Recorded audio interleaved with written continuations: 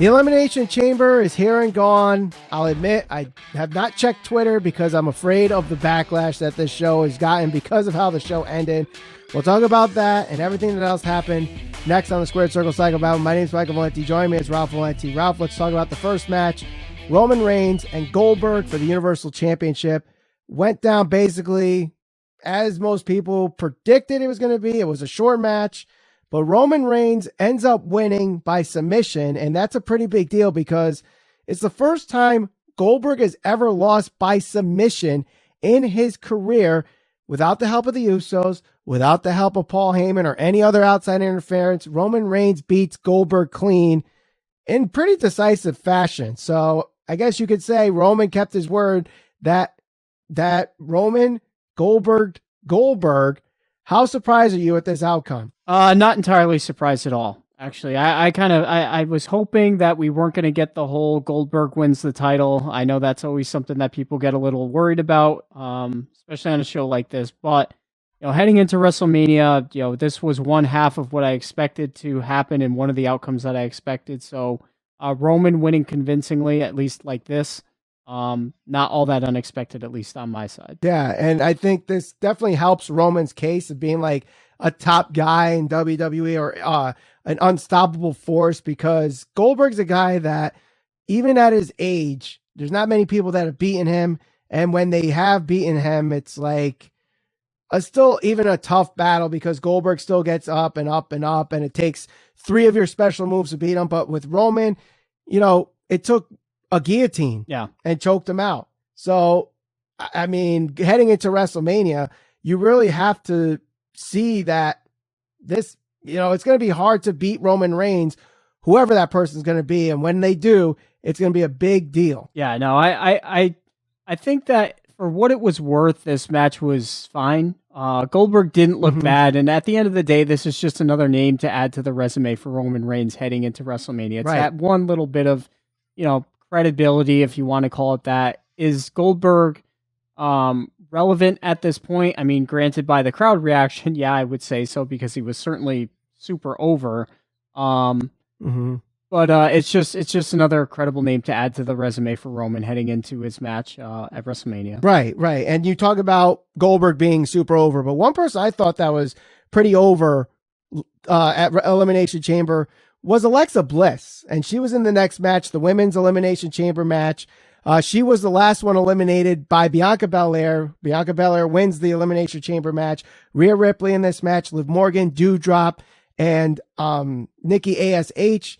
I thought this match was actually a pretty good chamber match, and we got a little bit of seeds planted for the plans for possibly WrestleMania matches, and I thought that was very good. We got, Bianca winning, so we know she's facing Becky, but also post-WrestleMania, we could see Rhea Ripley facing Bianca and rekindle their feud that they had at NXT. You have possibly Doudrop and Liv Morgan maybe going to have a match at WrestleMania, because it was Liv Morgan that eliminated Doudrop with that really nice sunset flip powerbomb move. And then you have what should be the culmination of the feud between Nikki ASH and Rhea Ripley, where Ripley eliminated ASH as the first elimination in this match. But I thought everybody looked good in this match. I love the interaction with Alexa and Bianca at the end. And I thought Alexa in her first match since September looked really good in this match. Yeah, I think Alexa looked really good. She was obviously very over today with the crowd.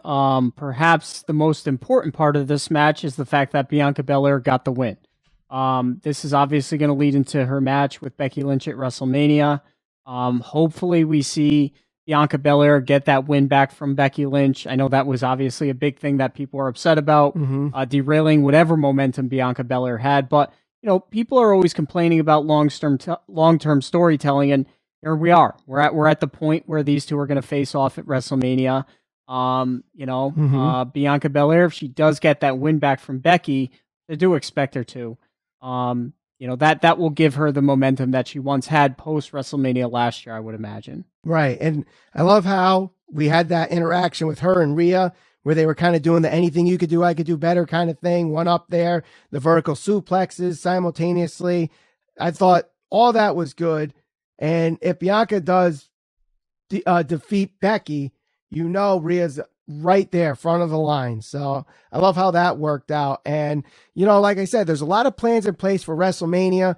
And we know one of those planned matches is Charlotte versus Ronda for the SmackDown Women's Championship. And we just had this tag team match leading up for this match. Ronda Rousey with one arm tied behind her back against Naomi against Charlotte Flair and Sonya Deville.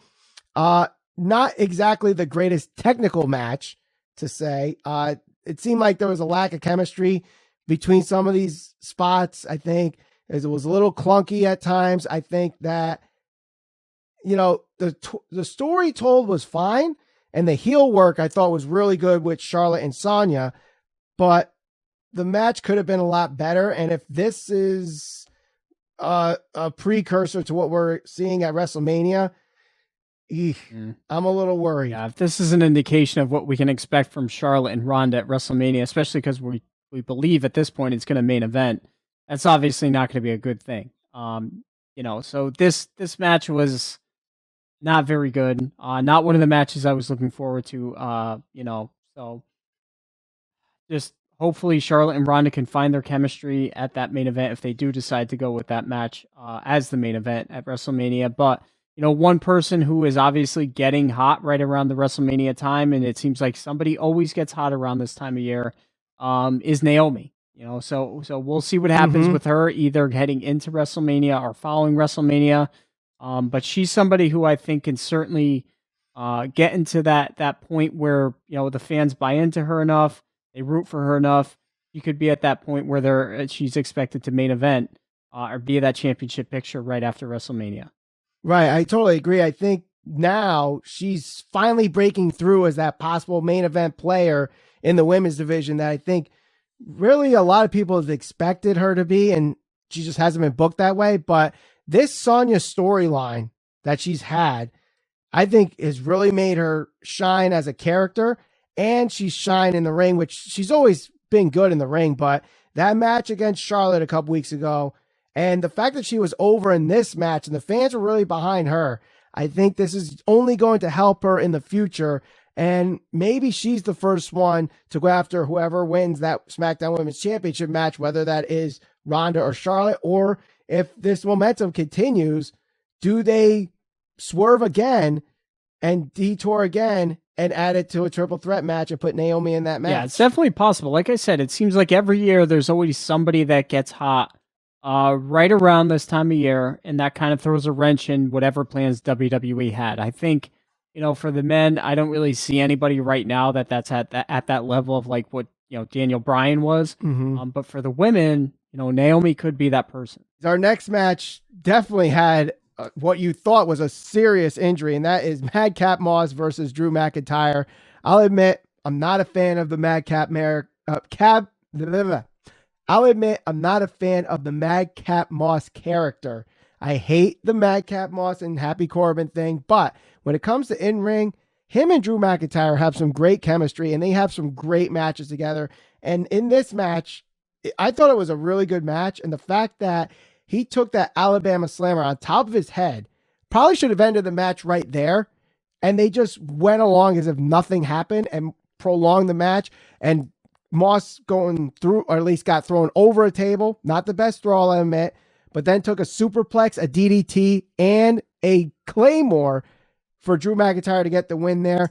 Got to give mad props and mad respect for Madcap Moss in that regard. Yeah, absolutely. That was about as a scary spot as you're going to see. I mean, I don't know off the top of my head. I know maybe the scariest neck spot that I've seen could have been like Lesnar's shooting star press, and this was pretty damn close to being a pretty big catastrophe on a live event like that. So props to him for getting up and finishing the match, and definitely for the match itself, much better than I was anticipating. Madcap Moss, he's not going anywhere with this character, right? But when he does get a true character that I think people can gravitate towards and is a little more serious, I think he's going to be somebody that is going to be a pretty good role play player, so to speak, for WWE. Yeah, I definitely see at least a solid mid-carder or even an upper mid-carder with this guy with the right character. And I guess technically he's in the upper mid-card now with Madcap Moss, even though it's not the best character. I mean, Happy Corbin and Baron Corbin has been in that like mid to upper mid-card, and anybody associated with him is in that mid-card, upper mid-card, even though some people may not like Corbin. It's a sustainable character, whether you like it or not. And I mean, McIntyre, you want him in the main event picture, but with everything going on right now, it's hard to put him there unless there's a story behind it. And honestly, I think he's kind of on the back burner until after WrestleMania. And then you could start to push for him against Roman. Maybe SummerSlam might be the time that match happens. Yeah, no, I agree. And everybody's talking about the rumors about The Rock potentially showing up for WrestleMania to confront Roman and main eventing next year's WrestleMania. Who knows what's going to happen? But if there's anybody who is a legitimate contender to challenge Roman right now, it's probably Drew McIntyre. Even after him, I mean, who do you have? Maybe Big E. I know they moved him to SmackDown. Maybe they did that intentionally just because they do know they're going to have to build some contenders up for him to get to WrestleMania next year, if that's the case. But Drew McIntyre, definitely a guy who is, going back to his initial WrestleMania win, been on a roll, and, he's somebody they can rely on. So this was not a bad match. Right. Now, the next match, I think, exceeded a lot of people's expectations. We don't know what was going to happen. We don't know how it was going to look because you have Becky Lynch, who is probably in the prime of her career right now, against someone that hasn't had a match in 15 years with Lita for the Raw Women's Championship. And just like what we saw with Trish Stratus against Charlotte, it exceeded a lot of people's expectations and could be argued as match of the night. I thought this was a really good match. Yes, it was only, I think, 11 minutes, maybe a little bit longer, but Lita definitely showed that if she wants to have one last run, she definitely showed that she could handle at least some of the top tier talent like Becky Lynch. Yeah, absolutely. This match to me, I think Lita is definitely the one that stood out, because she was probably the one in question considering she hasn't wrestled in forever, at least not a singles match. So, she looked good. This match was good. They had really good chemistry. I mean, even at the tail end of this, I know going into WrestleMania, a lot of people kind of assumed Becky and Bianca was what we were going to get. When she hit the twist of fate and then the moonsault and for the count of 2.5, I mean, you legitimately thought, at least I did, that Lita could have won that match right then and there. Right. So this match itself, on for what it's worth, I thought it was really good. And I don't know what they're going to do with Lita. I don't know if this was a one-off or if she's got one run in her. But at least it's good to see that she could still go. Yeah, I agree. If they find a way to get her on WrestleMania, or they're like, damn, she did good, let's try to get one more match out of her, I'd like to see her with Sasha Banks, especially because right now there's no plan for Sasha Banks. I think she'll be healthy enough to get to WrestleMania, and she doesn't have a match. Right. What are you going to do with her? And watching this match, there's something I definitely noticed is that WWE has done a damn good job building their women's division in the last 6 months, where you have a lot of matches you could put together on this card, and you hope that not all of these people are going to get thrown into a battle royal just because everybody's got to get on the card. We can get Rhea versus Nikki ASH. We can get Bianca versus Becky Lynch. We could get Naomi and Sonya, Charlotte and Ronda, Sasha and either Bayley or Lita. There's so many players in that women's division. And, and you still have the women's tag team championship with Zelina and Carmella. I'm sure you could do something with that. They're very stacked in the women's division. That is definitely their strong suit right now. Yeah, and it has been a good women's division for quite some time now. I mean, going back to last year at WrestleMania, you had Bianca and Sasha main eventing, so that's a good indicator right there that they know they've got talent. So I don't know what they're gonna do as far as like some of the other people like Rhea Ripley. If they do want to put Lita on the card for WrestleMania, but it's showing more and more that they do have a really deep women's division, and they can rely on them. Mm-hmm. Now, on the other side, the men's, we don't know what the hell is going on. The only thing we know is that the main event is going to be Brock Lesnar versus Roman Reigns, and now it is officially title versus title as Brock Lesnar wins the men's chamber match. After he won the men's Royal Rumble, did he necessarily need to win the men's chamber match? No. Did he need to stay WWE champion? Maybe if he won at day one, you could have just had him retain at Royal Rumble, give someone else the Royal Rumble win, and you still have title versus title. They just did some booking gymnastics to get to the same result. Honestly, this is so stupid and unnecessarily complicated.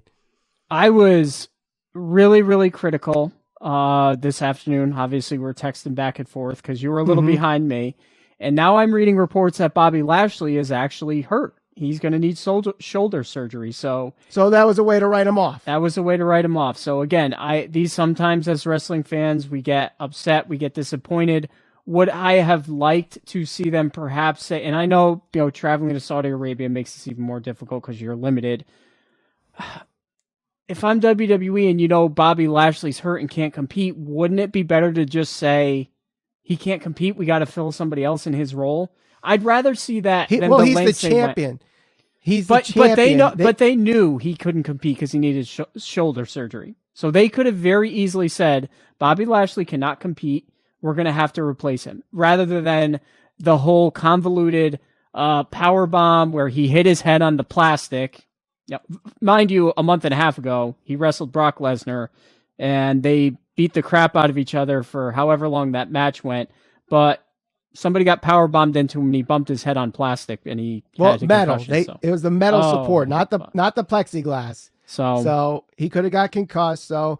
And I even texted that too. I'm like, this could have been a way to write him off. And it seems like if the report is true that he needs shoulder surgery, which I did not see before recording, then I just saw it water. Now. I just saw it now. So I'm not as upset with that than if it was just a way to protect Bobby Lashley to drop the title and then they have no plans for him, like we saw with Seth Rollins in the Royal Rumble, which I know I defended the finish of Roman and Seth, and I still defend the finish. The finish was great. The follow-up sucked.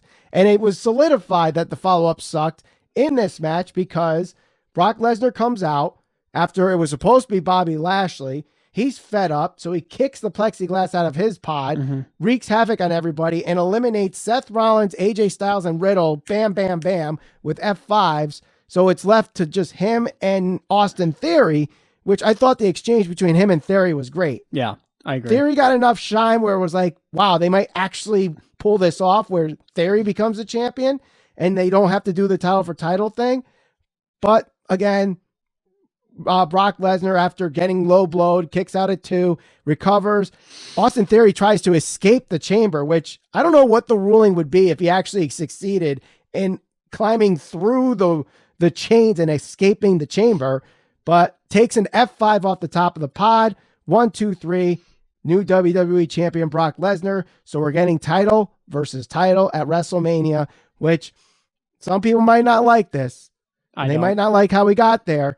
I am totally fine with title versus title because those titles need to be unified. There should be only one world champion, and that one champion should be on both shows so that you can have number one contender matches on the other show. So let's say Roman is defending against a Raw guy.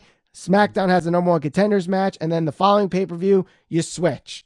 And then you keep things fresh that way. Now you do the 2 heavyweight champion. Like, who's the top guy? We know who the top guy is. So why have a WWE champion who's not the top guy? Makes no sense to me. Yeah. And not only that, but let's just assume they are going to try to go with Roman and Rock at next year's WrestleMania, which is rumored. I don't know if it's true or not, but if you're going to do that, you can't just have Roman wrestle the top guys from SmackDown. As we've seen now, he's already beaten pretty much everybody. You got to build new contenders. You got to get contenders from other shows. And if you have to unify the titles to do that, to get to WrestleMania, that's what you're going to have to do. I have no problem with them unifying the titles. That's the one thing that I will say about this. Do I like the fact that they, the way they got to Brock Lesnar being champion for this match against Roman? I don't know if you could have made it more complicated. Did Brock need to win the Royal Rumble? Did Brock need to be in the Elimination Chamber? He probably only really needed to do one of those things. Did he even need to win at day one? That's what I'm saying. I mean, look, am I looking forward to the match? Yes, obviously, and I know people are griping about this. Oh, this is the same match. They've wrestled already so many times. I get it. But at the same time, this isn't the same Roman Reigns.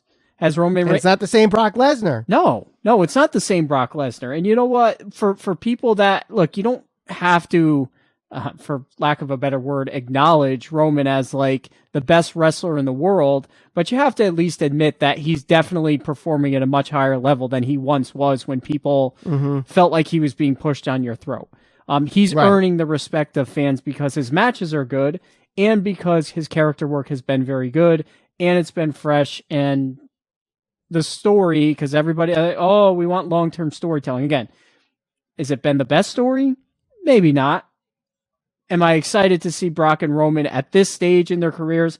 Yes, because it's not the same chapter. It's not the same rinse and repeat. There's different elements there that make it intriguing, especially because it's title versus title. And honestly, what did you guys expect going into a stadium that size? You're going to get Brock Lesnar and you're going to get Roman and you're going to get the title versus title match. Who else is going to do it? Did you honestly think Austin Theory was going to win and main event? I mean, when he got the low blow, I thought they were going to swerve us. I honestly thought, oh shit, because they've done that before with Brock where he gets low blowed and then that's how the smaller guy ends up beating him. Seth Rollins did it, or, when he faced Daniel Bryan and AJ Styles, they both did low blows to kind of take an advantage. Granted, Brock ended up winning both those matches, but still, like, that seems to be his Achilles heel. Kick him in the damn balls or punch him in the balls. But unless you were going to have Lashley retain, this is really the only way you're going to do it. And if Lashley is injured, it actually makes the booking a lot easier because you don't have to worry about, what are we going to do with Lashley at WrestleMania? He doesn't have a match. Well, if he needs shoulder surgery, he's not coming back for at least after WrestleMania. So you don't have to worry about that. Now, the one thing that I think was the biggest issue in this match, as I kind of already brought up, is the fact that Seth Rollins, AJ Styles, and Riddle, who are probably your three biggest stars on Raw right now, did nothing. No shine, no real involvement in this match once Brock Lesnar got in. And now you're like, what's the plan for these guys heading into Mania? Anything that you wanted to do with Seth Rollins post-Mania to get to Roman maybe has now completely been deflated because you did absolutely nothing to make it make sense. Him being the first one eliminated does not help that cause. AJ Styles maybe goes after the United States Championship again with Damian Priest. And we know, I already said, like, on our last episode, that Riddle is going to be involved in the tag team match with Alpha Academy and RK Bro. So, I mean, at least there's somewhat of a plan with Riddle, and not many people expected him to win today. But I thought there could have been at least something there to show, like, there's more to Raw than just Brock Lesnar. And they didn't do that. Yeah, and I think that's why, again, it makes it so difficult. Because it's not just, look, you wanted to do the title for title match, that's fine, but it's not like really anybody else came out of this match looking all that good. And you have a lot of question marks right now heading into WrestleMania, which is fine because they still have a lot of, they have enough time left. They have 6 weeks. That's, in wrestling terms, 6 weeks. That's a lot of time, I guess, but usually they have plans for Mania. Well, I know that, but look at at SummerSlam. Look at CM Punk and Eddie Kingston. They built that feud in a couple of weeks, and I know that's AEW, but at the same time, let's imagine. Okay, let's play pretend here, and let's assume that all the rumors are true. You're gonna get Edge and AJ, right? Wasn't that one of the rumors? Mm-hmm. That's either that rumors. or HBK and AJ, which seems to be the rumor every year. Yeah. You're gonna get Kevin Owens and Austin. Yep. If one Seth and Cody. All right, maybe, but I mean, those don't really need that much build to them. How many of those actually happen? I'm going to probably say 0 of those, but and that would be the worst case scenario, because if it is 0, if you really don't get a single one of those matches, which honestly, the only one I could see potentially happening is Edge and AJ at this point, and I'd be fine with that. What do you do with the other guys? What do you do with some of these? Like, it's not like Seth Rollins is a no-name. He's a guy that main evented WrestleMania that we went to and beat Brock. Not main evented, but he had a championship match. I'm sorry. So, and the other difficult thing is there's not a lot of credible people out there on the Raw roster. So that makes it difficult. Mm-hmm. And even if you're Drew McIntyre, too, on the other side, who's he going to wrestle? Happy Corbin at WrestleMania? He's probably above that at this point. I think they're going to set up to close out this feud. It's going to be a handicap match. Drew McIntyre against the Happy Folks. Terrible. That's probably what they're going to do with McIntyre. And it's like you said, that's beyond him. And I mean, to fill 2 nights, they're going to need a lot of matches. And you got the Usos, who were supposed to have a match. They didn't have one. So was it cut for time, or was this to prolong a story because they need another match at Mania? So it's going to be Viking Raiders against the Usos at Mania. What do you do with the New Day?